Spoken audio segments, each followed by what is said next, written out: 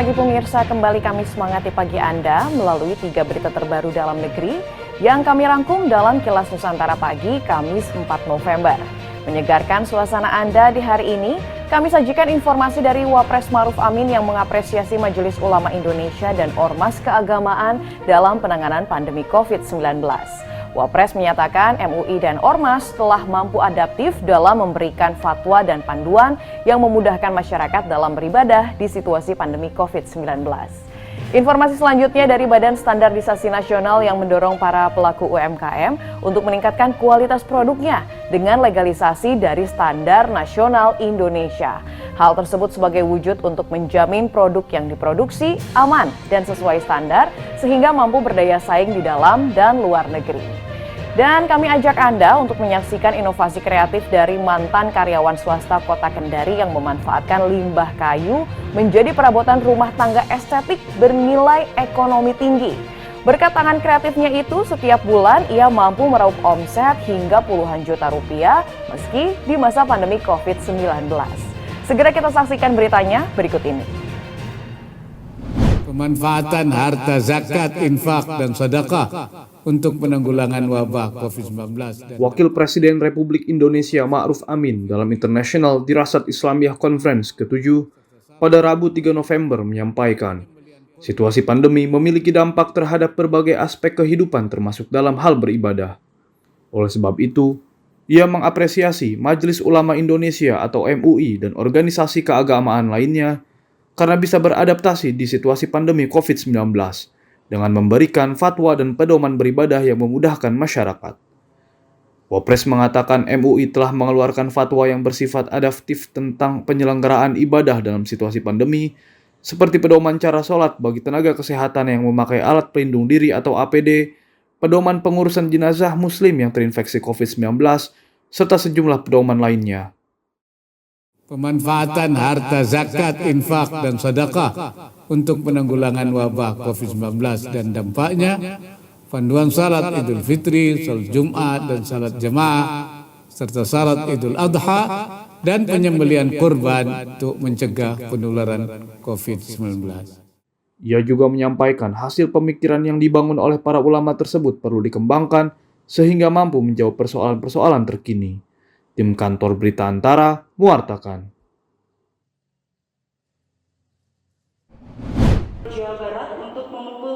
Bersama Wakil Gubernur Jawa Barat UU Ruzanul Ulum, Kepala Badan Standarisasi Nasional BSN meluncurkan aplikasi Sistem Informasi SNI Bina UMK di Bandung, Jawa Barat pada Rabu 3 November. Aplikasi ini akan membantu para pelaku UMKM untuk mengajukan produknya agar berlabel SNI atau sesuai Standar Nasional Indonesia. Selain itu, dalam kesempatan ini, Wakil Gubernur Jawa Barat memberikan sertifikasi SNI kepada 13 pelaku UMKM atau perusahaan yang telah menstandarkan produknya. Menurut Wakil Gubernur Jawa Barat UU Ruzanul Ulum, produk yang telah sesuai SNI memiliki daya saing sehingga akan tangguh menghadapi tantangan global. Karena dengan memiliki standar nasional, perusahaan kita akan dipantau terus, perusahaan kita akan memenuhi standar. Apalagi sekarang era globalisasi antara negara satu dengan negara lain sudah tidak ada sekat, maka perdagangan pun seperti itu adanya. Hanya produk perusahaan yang hebat dan tangguh yang akan bisa istiqomah dan bertahan. Pemerintah mendorong perusahaan supaya tangguh, perusahaan supaya istiqomah, salah satunya adalah melewat standar nasional. Produk lu jelek, anu butut mau payu, begitu kan. Kemudian juga mereka yang memiliki standar nasional, pertama standar hasil produksi, yang kedua standar nasional tentang kelembagaan itu sendiri. Kemudian juga dengan memiliki itu ada beberapa kemanfaatan, termasuk diantaranya bisa lelang di pemerintah. Menurut Kepala Badan Standarisasi Nasional Kukuh S. Ahmad, hingga saat ini baru sekitar 820-an produk UMKM yang telah memiliki SNI. Namun diharapkan ini menjadi pemicu bagi pelaku usaha lain agar memiliki SNI. Karena BSN itu organisasinya tidak terlalu besar, sumber dayanya juga tidak terlalu banyak, maka kita selalu yang kita lakukan pembinaan ini Pak Wagub adalah membentuk role model semacam pilot project. Jadi harapannya misalnya di Provinsi Jawa Barat selama 5 tahun kita sudah membina 181 Pak Wagub. 181 itu UMKM itu harapannya menjadi role model, menjadi contoh untuk UMKM yang lain. Kukuh juga menambahkan selain meningkatkan daya saing, SNI bertujuan memberikan perlindungan kepada masyarakat terhadap produk-produk barang-barang dari aspek kesehatan, keamanan, keselamatan ketika barang digunakan. Dari Bandung, Jawa Barat, Dian Hardiana, Kantor Berita Antara mewartakan.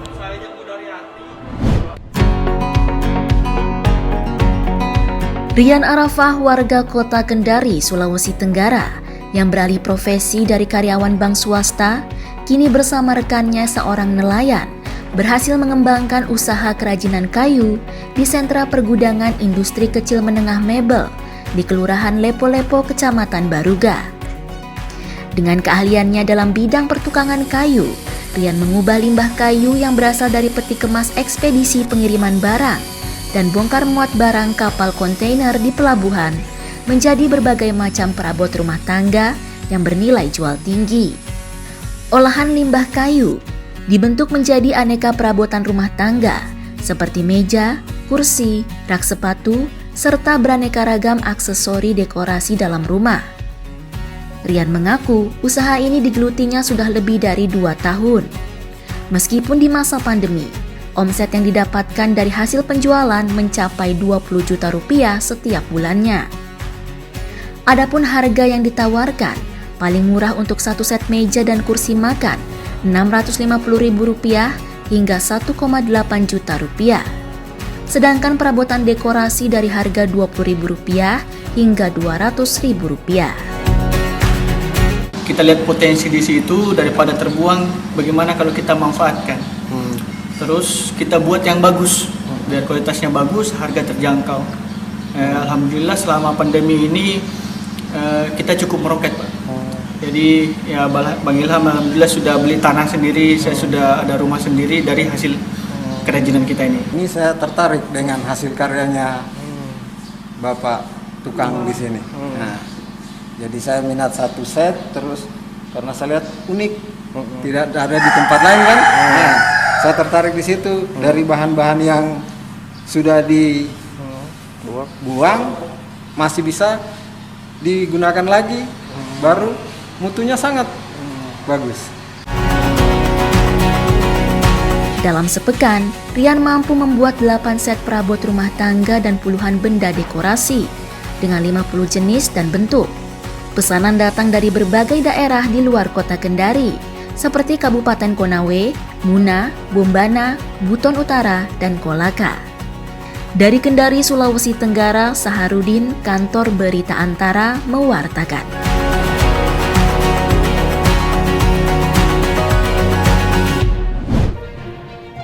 Pemirsa, inovasi kreatif dari limbah kayu tadi sekaligus menutup perjumpaan kita pada pagi ini. Siang nanti pukul 13 waktu Indonesia Barat, saya akan kembali lagi dengan 3 berita terbaru lainnya dalam Kilas Nusantara Siang. Selamat menikmati waktu sarapan paginya, sampai jumpa.